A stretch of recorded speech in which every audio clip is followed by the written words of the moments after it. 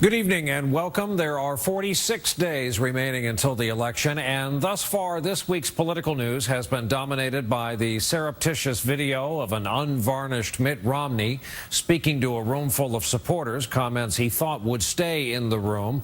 Then there was the counterattack from the right, the tape of Barack Obama from 14 years ago saying he believes in redistribution. Last week here, Ted Koppel looked into the world of media monitoring, the business of calling people out. Tonight he looks at the media, the volume and vitriol, in particular of the partisan news media, some of whom have gone from watchdogs to combatants, as we said, in just the course of one American generation. The Communist Party leaders of East Germany and once there were only 3 networks, and the evening news anchors told you what was important. It was, says New York Times media columnist David Carr, a shared national experience. I'm Catholic, and so I viewed them through a kind of a clerical lens and saw them as, other than not having collars on, as sort of high priests of the truth. That's the way it is. Tuesday, January No, 27th, that's the way it was. This is how it is. Don't look. Stop the BS here. Stop the crap. Bill O'Reilly, whose contempt for those he calls pinheads put Fox News on the map, is not normally quite this rough on his guests. Does that offend you? Does it offend me? It offends me when you're rude. It offends me when you ride over people, which you have a tendency to do. But I only do it when they filibuster or when they lie, as Barney Frank did that one time. Barney Frank obviously would disagree. You're a coward. You blame everybody else. You're a coward. Here's the problem with going on your show. You start ranting. It works on cable, but what about O'Reilly on one of the old broadcast networks? All right, Bill, here's the deal. You get a call from your agent, and he says, you know, I just got off the phone with ABC. Diane Sawyer is retiring. They want you to be the next anchor. Money is not going to be a problem. What do you do? I don't do it. Because? Too boring. Why? It would not be nearly as much fun as teeing the world off every night here and, you know, having all the reaction and being able to do things that I could never do in a hard news broadcast. We used to think of newscasters as finders of fact, of objective fact. Now we have what I see as truth tellers. The problem is they're all sort of retailing their own version of truth. I designed the O'Reilly factor because I knew the technology was going to allow for 24-hour cable news shows that were going to networks. So I'm going to have to fill the time. Well, he's sort of the king of the direct address, where he turns into the camera and says, he wants me and other high-income folks to finance a massive redistribution of wealth in this country. Every single night he's in the business of seeing how it is. So there's no question that affluent Americans are paying their fair share and carrying a heavy load. I just have taken my presentation from Levittown, New York, that the nuns used to scorn, and I've made millions and millions of dollars. He doesn't have a right to be in this country. What? But that has nothing to do with the fact that he was. O'Reilly is loud and frequently over the top, but Obama is a liar. The nuns have gone feminazi on everybody. He's a cold-hearted fat slob anyway. the bar for civility on cable television and talk radio has fallen so low that, by comparison, O'Reilly seems almost reasonable. Talk about the folks who take it too far. You and I had a phone conversation a couple of weeks ago. You used a term that really resonated with me. You called a couple of people assassins. Sure, you can make money by assassinating people that differ from you. There's a success that wants everybody to come into the tent and watch, all right? That's me. And then there's the success where you make money speaking to the choir, the haters, all right? So if you're a liberal, they hate George W. Bush. They hate him. So you smash him every single day. Same thing on the other side. They hate President Obama. You smash him every single day. You look for ways to smash him. You don't really care what the truth is. You just want to smash him. You make a lot of money doing that, especially if you do it loud enough and vicious enough. And that's what happened. Once cable news went up, you had some of those people come in. Some of them have washed out, but some of them haven't. And it's nasty. Ann Coulter, who calls herself the conservative Ayatollah, faults O'Reilly for not being opinionated enough. Bill O'Reilly is not opinionated? Well, not on a partisan side. He believes in global warming. He's for gun control. He loves Obama. No, I mean, he has an opinion that he is the world's greatest journalist, but he's not opinion on the conservative side, and he'd agree with that assessment. Look, President Obama's not a bad man. He's not a communist. He doesn't want to hurt the nation. He wasn't born in Kenya. He's not all of these things that a lot of the people on the right, far right, which are trying to sell. He's not. He's a committed liberal guy who believes that big government can impose social justice. Do I believe that? No. But I don't dislike him or disrespect him for his sincerely held beliefs. That's what the difference between what I do and what these other guys do, the demagogues. Talk about the impact of that on our political process. Horsens it, because then it makes it acceptable to lodge charges that you have no backup for at anybody. I've been vilified to the extent that I have to have bodyguards almost everywhere I go. Do you have bodyguards? Never had. Okay, because nobody wants to hurt you. Nobody cares. Not that. It's just that you haven't taken a strong ideological position on any issues. Once you do, they'll try to hurt you.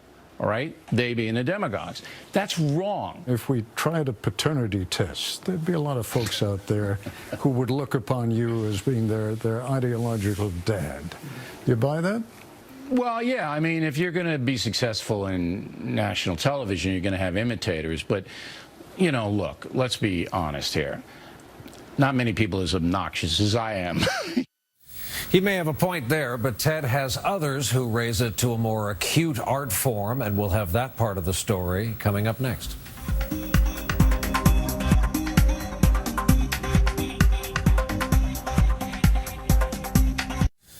Welcome back. If you look at it even over the short course of American history, it's still a very new idea. News media that agree with you when you wake up in the morning, right or left. That is the subject of Ted Koppel's reporting tonight. He and others feel it's corrosive and does nothing to help compromise in this country. Here now, part 2 of Ted's reporting. Once upon a time, in a kinder, gentler age, the comedian Jon Stewart visited the land of CNN at a place called Crossfire. Why do you argue? The two of you? I hate to see it. He tried to make peace between the warring pundits Begala and Carlson. Here's just what I wanted to tell you guys. Yeah. Stop. Stop hurting America. Okay, now, that was 2 presidential election cycles back. And now, well, you're one sick, miserable, evil SOB. Well, thank you. Things are infinitely worse. The very stupidest person in Mitt Romney's life tonight is Mitt Romney. The partisan ranting is more widespread than ever, primarily because it's hugely profitable. Fox News Channel. Fox News, says New York Times media columnist David Carr, pulls in well over $1 billion a year. $1 billion every single year from a runway that nobody thought existed. That is, a partisan news network with the mocking slogan, fair and balanced. And MSNBC, after a while, just said, well, there's got to be a great business in being a countervailing force to that. If that business is that big, $1 billion a year in profits, what if we were only half that big? That would seem fine to me. These are some of the cable stars who bring in the big bucks. They are not normally shy about expressing their opinions, but their bosses, the presidents of Fox and our sister network, MSNBC, wanted no part of this conversation and also declined on behalf of their on-air talent. The one exception, Bill O'Reilly, who acknowledged the danger in those he called the demagogues, the assassins. What is it going to take for you people to wake up? Among those O'Reilly points to Michael Savage. They want you to speak Spanish. They want you to act Muslim. They want you to give up going to the church and going to a mosque. This is not going to go on in this country much longer. We're going to have a revolution in this country if this keeps up. These people are pushing the wrong people around. Just watch extreme fighting and you'll see what the white male is capable of. The British government found Savage so offensive that it barred him from entering the United Kingdom. The worst of this rancid drivel is so inflammatory that we won't use it. Because the rage has reached a boil. His book, The Savage Nation, was a #1 bestseller. His program by the same name is the third most listened to radio talk show in the United States. David Carr calls it the marketing of fear. It's a feeling of we're here in the bunker, they're after us, and well, Mark Levin even, I think the announcer who introduces Mark, and now broadcasting from the underground command post, deep in the bowels of a hidden bunker. Operating from that mythical command post, Levin was able to influence voters in Texas, helping Tea Party longshot Ted Cruz win the GOP Senate primary. I want to thank Sean Hannity, Mark Levin, the great one. Olympia Snowe, the senior Republican senator from Maine, is not running for another term. She's walking away in disgust because bipartisanship is out of fashion. Here she is with Steny Hoyer, the #2 Democrat in the House. Today's journalists too often, because it's profitable to do so and it builds audiences, see their job not to inform but to incite, to get people riled up, to get their juices running. We understand what it's all about. The cable news outlets, they've created a niche in the marketplace. It's very competitive. If some are in the business for entertainment, for example, that's their job. Our job is to solve problems. People tend to choose to watch the channel that doesn't give them facts, doesn't make them think, but makes them think that their views are the views. They're accurate. And the other guys are bad, dumb, wrong, the enemy, if you will. Smart, stubborn, and ideological opposites, Bill Maher and Ann Coulter did sit down with us and demonstrated the futility of trying to bridge the political gap. In the old days, you may have felt that we were too liberal, those of us who were part of that. Yes, you still are. Traditional media. You have no idea what my thoughts are. All you know is what I'm asking you. But you may think we were too liberal, but we strove to keep at least a public objectivity. Really did. Right, the appearance of objectivity while pushing a left-wing agenda. I think it's the first time a lot of liberals have been able to hear conservatives or know what they think. And vice versa? You can't get away from the liberal sound machine. I've always read the New York Times. Oh, come on. The Times, all things considered, the Times is a pretty damn good newspaper. No! No? Well, name a great news organization. Fox News. The bifurcation is really extreme. The left is further left and the right is further right. The left is not further left. The left is further right. See, this is a problem that the media makes. The left is not further left. The Republicans keep staking out this further and farther ground to the right and then demanding that the Democrats meet them in the center, except it's not the center anymore. It's the center right. That's what Obama is. Obama, to call him a socialist, he's not even a liberal. I could, and maybe I will, take what you say and what Ann Coulter said, because she is the mirror image of what you say. Fox, they are fair and balanced. They are giving you the news. They're not doing what MSNBC is doing. She is saying exactly the opposite of what you're saying. But who has the facts on their side? Who is dealing with the facts? We're not just screaming at each other. One side is screaming facts and truth. One side is screaming their version of truth, which is religious-based nonsense. Will you grant me at least this much, Ann, that there has been a coarsening of the dialogue in America? No. No, I think we just have both sides. You won't give me even that. No, you just get it from the other side now, and liberals don't like it, so you're screaming bloody murder. Back when you thought we were living in peace and harmony, we just felt like we were under attack. People live in a bubble. Now, liberals have their own bubble to a degree. I'll admit that.